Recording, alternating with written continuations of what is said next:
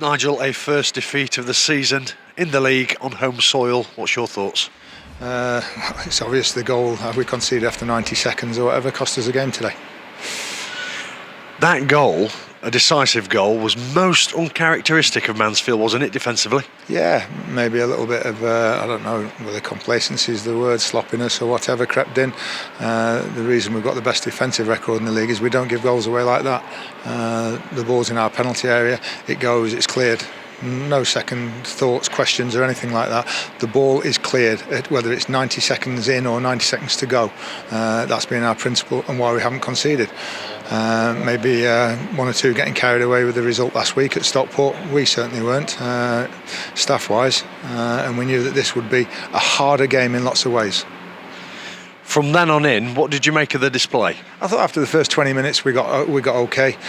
We just started off, as I say, too slowly and too sloppy. But I thought after then, obviously, we controlled the game and an awful lot of balls in the box, an awful lot of corners and everything. And we just needed somebody to finish one off or a break in the 6-yard box, which we didn't get today. Overall, did your play do enough to warrant a leveller? Yeah, I think so.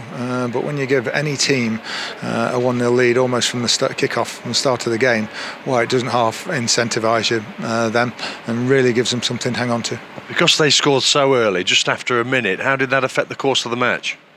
Well, they won the game from it. That's it. We then had to throw bodies a little bit more further forward earlier on, and you lose the element of control that you want.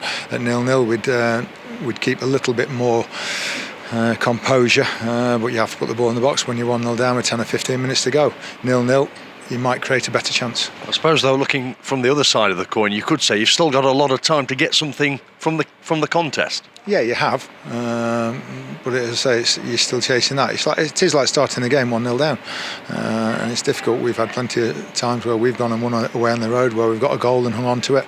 It's much easier to do it that way than it is to chase. First goal is vital at any level, especially this one.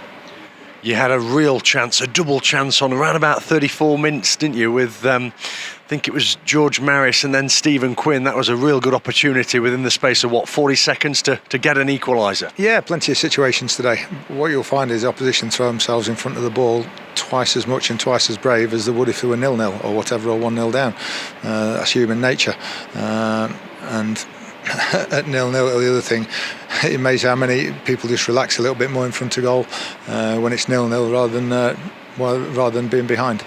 And in that second half, you got so many entries into the box, but just couldn't find that killer touch. No, it was a combination of certainly nothing broke for us in the 6-yard box in the penalty area, but also we have to do a little bit more with the finishing. You know, Will Swan had a good opportunity seconds after coming on and just take a touch and put it in. They got some very good blocks in, so a combination of stuff. But at 0-0, it's a different game. I mean, there was a period in that second half where you were throwing everything at it and they were defending for their lives. Yeah, they're a good team. They're in the top 7.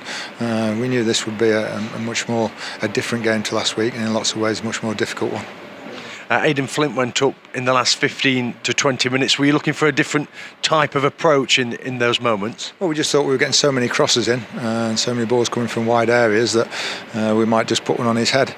And he headed a couple back across the goal, and just need somebody then to get on the end of it. Moving away from this one, you said in the week that Callum Johnson and Rhys Oates were awaiting scans, or you were awaiting results of those scans. What's the latest with those, Nigel? Callum Johnson's 10 weeks with his hamstring. He's done it good and proper. And Rhys Oates was still waiting for clarification on the nature of his injury. Final thoughts as we leave here? Well, bitterly disappointed to lose your first, only the second time in 24 games or whatever we've had. Not to get even a point. You know, sometimes a point even at home is a good result. Thanks as always. Pleasure.